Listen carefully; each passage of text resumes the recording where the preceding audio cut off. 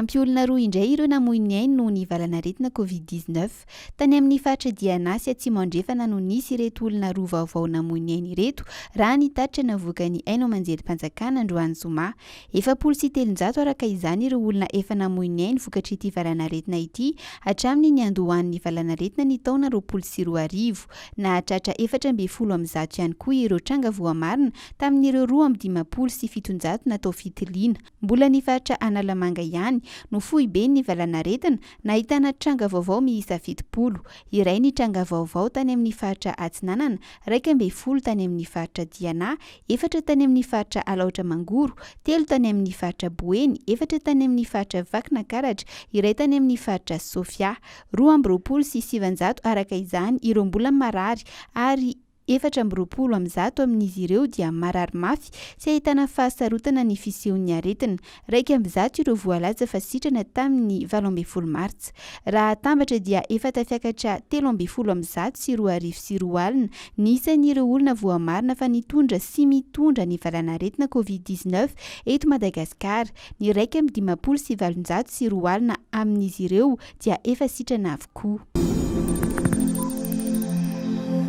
Mety hanampy ny fepetra no raisina nandritra ny filan-kevitry ny minisitra hiadiana amin'ny firongatry ny COVID-19 ny Filoham-pirenena mandritra ny lahateny ny rahampitso sabotsy araka ny nambarany mpitondra teny ny governemanta lalatiana andriay tonga rivo nandritra ny fandaharana tsy ho tompotrano miono tao amin'ny aino manjerim-panjakana. Mety resaka zavatra maro ankoatra izay ihany koa ny Filoham-pirenena hoy izy, toy ny resaka fanondranana tsy ara-dalàna ny volamena 375 kilao sy ny fitakina ary ny Olona ho an'ny vatsim-pianarana eny anivony anjerimanontolo. Fa ny valanaretina COVID-19 no tena vaindohan-draharaha ho iatrany izy. Rahampitso sabotsy amin'ny 7 alina moa no hitafa amin'ny vahoaka amin'ny alalan'ny aino manjerim-panjakana ny Filoham-pirenena. Tsy verimaina avy any Paris, ny fiaramanidiny Air Madagascar amin'ny 2 Aprily ho avy izao. Raha ny fantatra dia anaingy amin'ny herinandro anao fanaraha-maso teknika ny fiaramanidina Airbus A340 ka any amin'ny fiandohan'ny Aprily any no hiverina fa ahavitan'izany fanaraha-maso izany.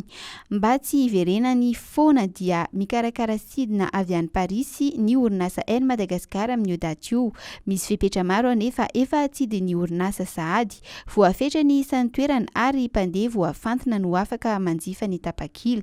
Teratany malagasy na teratany vahiny manana taratasy ahafahana monina eto Madagaskar na mitsidika maharitra any Madagaskar no afaka mandray io sidina io. Afaka mandray azy ihany koa ireo mpandeha mahazo alalana manokana avy amin'ny fitondram-panjakana malagasy. Tsy maintsy manana taratasy manamarina ny tsy maintsy andehanana mankaty Madagaskar ireo mpandeha ary takina amin'ny fitondrana arotava 3.